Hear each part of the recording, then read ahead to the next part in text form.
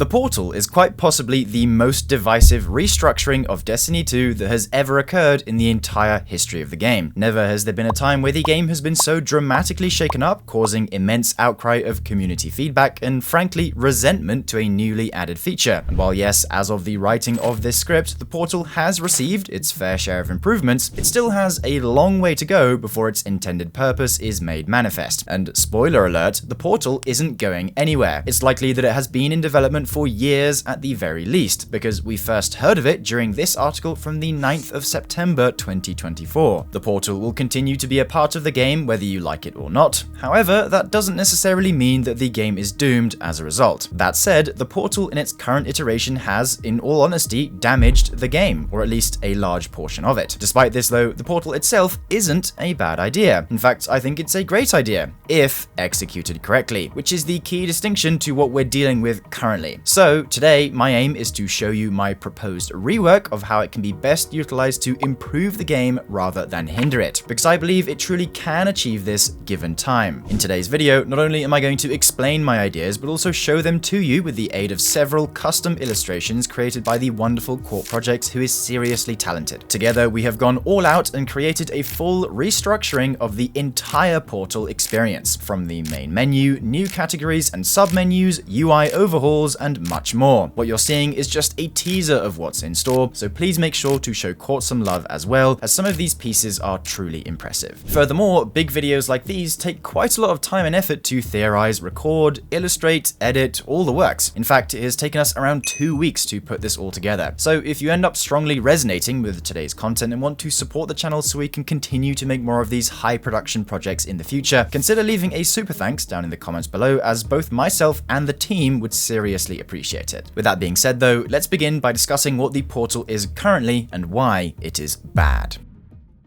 Right now, the Portal is the main way to engage with the game. Any activity that's present within the Portal can be played to earn gear and progress your character's level, including the new destination from the Edge of Fate, Kepler. Portal activities are also the only way to obtain weapons and armor that are part of the new tier system. So basically, if you find an activity that isn't in the Portal, such as nightmare hunts on the moon, playing this activity will not offer tiered rewards or allow said rewards to offer a power increase. Only activities that are exclusively in the Portal fit this criteria. More generally, the Portal is also a way for older seasonal content which was previously removed to rotate back into the game permanently. Examples include the Echoes Battlegrounds, Plunder Expeditions, and Savathûn Spire, to name a few. Lastly, most of the Portal activities feature the brand new activity customization and scoring feature that allow you to tweak with the difficulty of them by adding modifiers, positive or negative, and you're encouraged to play with this system to tailor your activities to your specific needs, with the modifiers you apply heavily influencing the quality of the loot you earn. And that's basically the Portal. So why is this bad?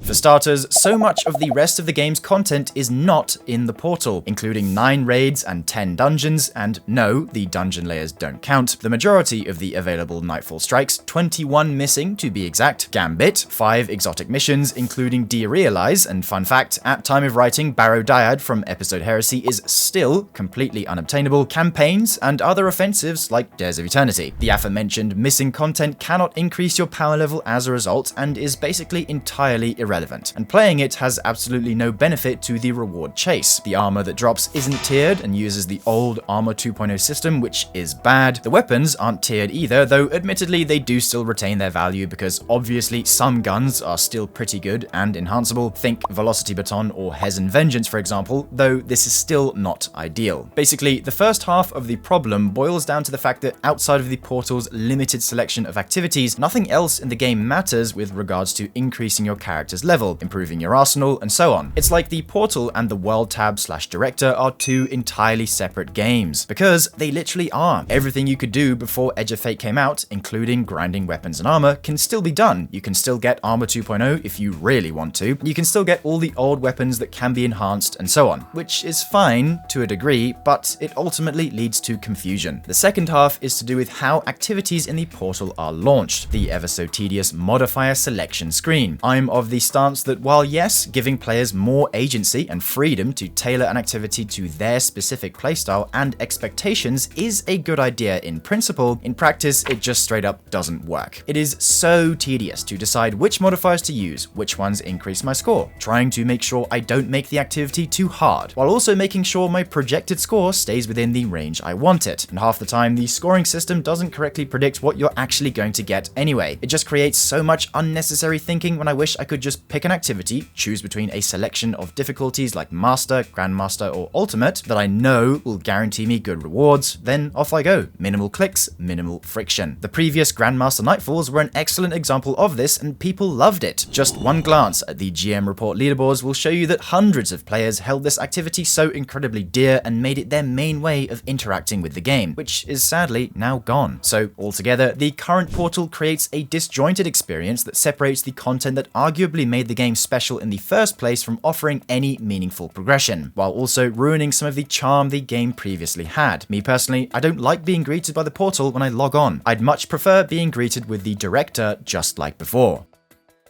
So, how do we begin to fix these problems? Well, first of all, it's important to understand what the philosophy of the portal is, and what exactly it's trying to achieve. So, let's begin with part 1, the philosophy of the portal. My belief is that, at least partially, Bungie envisioned the portal to be a place like the Helm or the Last City that could serve as the main seasonal/weekly hub without having to be an actual physical location that players could visit, and more generally, a nice place to organize current and previous seasonal content that also allows efficient funneling of player populations to what's currently relevant and worth playing. The advantage of the portal, however, is that because it's a menu and not a physical location, year over year, the activities that come along seasonally don't have to be retired and can instead live within the portal forever. Just think how many times the Helm got refreshed with new rooms to the left, right, and back year on year with each coming season. And now imagine how much simpler that would be to organize with a menu rather than a physical location. So, my overarching proposition for what the portal should be is this. Rather than the game being playable only through the portal should exclusively serve as an organization hub for seasonal and weekly content, where said content can still be manually accessed from the director, just made easier via the portal. I truly believe that the portal can work really well if it's treated solely as an organization tool for particularly relevant activities, not as the only avenue to play the game and progress. As a result, the portal and the rest of the game will still remain as separate systems. However, the portal deals only with organization whose sole purpose is guiding players to what is currently worth playing in that particular week or season. This also means that outside of the portal, you can now play the game and earn power/progress your character through activities that aren't within it. And to communicate this better, we're now moving into part 2 of the rework presentation. Currently, I personally feel the portal UI isn't exactly flattering and could do with some much needed polish. It feels very separate from the beautiful director UI that has greeted us for so many years, and I believe that in order for me to communicate this new vision most effectively, it's time to start flexing some graphics. So let's start at the top with priority number 1, portal access. In my opinion, the director should always be the home screen of the game, and in this vision, it is. But there's just a giant button for the portal right in the middle, as well as Kepler, which really should have been there from the start. So step 1 of the overall presentation, make the director the default, then have the portal still being obviously there. As you can see here, Kepler fits right in, and there's ample space for other well-known locations like the Dreadnought and even the Reef, as seen in this new vision. Next up, I want to discuss redistributing exactly what's in the portal. As a result of me wanting the portal to be more of a weekly/seasonal hub, there's plenty of activities that are in it that simply don't need to be in there anymore. And because I want a renewed or returned focus to the director, any activity that can appear in the portal will have their nodes moved to their corresponding destinations. For example, consider hovering over the Europa map, panning left, and seeing Solo Ops Creation just chilling there. Or same goes for Savathûn Spire on the Throne World next to the Sanctum, Caldera for Kepler right in the middle, and so on. A refreshed director always brings more life into the game, and it would be awesome to see the Dreadnought hanging near Saturn's orbit, allowing you to select things like the Nether, Court of Blades, or the Sunless Cell from within its director menu. The Cosmodrome could also be extended to accommodate the Plague Lands, including all 3 reclaim variants variants and the heliostat exotic mission, and a node for the reef can be added to accommodate things like Contest of Elders, Kel's Vengeance, or Warden of Nothing. It just adds so much more life and vibrance to the game if the director is continually updated. Here's a full shot of what it could look like, and at least in my opinion, Kepler fits right in, and so too do the Dreadnought and the reef. So now that we've kitted out the director, it's time to dive inside the portal and find out what's changed in my new and improved vision. My idea is simple. The new portal screen features 4 activity categories and 4 singular activity nodes, all on the same page, including seasonal, fireteam, pinnacle, and endgame ops categories, then a daily rotating solo op, which could be K1 Logistics, Caldera, or new ones, a weekly Grandmaster Nightfall node identical to the previous weekly GM Nightfall consisting of exclusively strikes and battlegrounds, a weekly featured Crucible mode, which could be Mayhem, Countdown, etc., then lastly a node for Gambit. This new screen would feature detailed explanations on exactly what each category and focus node entails. Feel free to pause and have a read if you'd like, as well as a new boon selector which will allow you to activate positive modifiers for all featured activities, but more details on this later. I'll leave the full illustration on screen a little longer for you to fully take it in, but now let's discuss exactly what each node and category entails, starting with Seasonal Ops. Seasonal Ops is a new category that always contains every non-raid and dungeon activity from the newest expansion/current season, and in our case this would include the Civ, Caldera, all Reclaim variants, and the Heliostat exotic mission that drop a mixture of bonus loot and a daily bonus focus. And in my mind, this category would refresh its offerings every 6 months alongside each new season, and the major update within said season would add its own activities to the mix. This graphic shows a mixture of Reclamation Act 1 activities including the Civ and Caldera, as well as from Act 2 Ash and Iron like all 3 Reclaims and Heliostat. This category would also allow the user to toggle between Act 1, Act 2, or all activities within it as a way of having a clean and manageable UI experience. Fireteam Ops returns in its current form and consists of a list of 3 Fireteam Ops that can be farmed for bonus drops and a daily bonus focus, though the key difference to the current iteration of Fireteam Ops we have is that my version now includes 6-player Fireteam activities like Dares of Eternity, the Menagerie, or even Escalation Protocol as seen in this graphic here. Hopes and prayers for those last 2, and also event-limited activities like Haunted Altars, and the selection of activities refreshes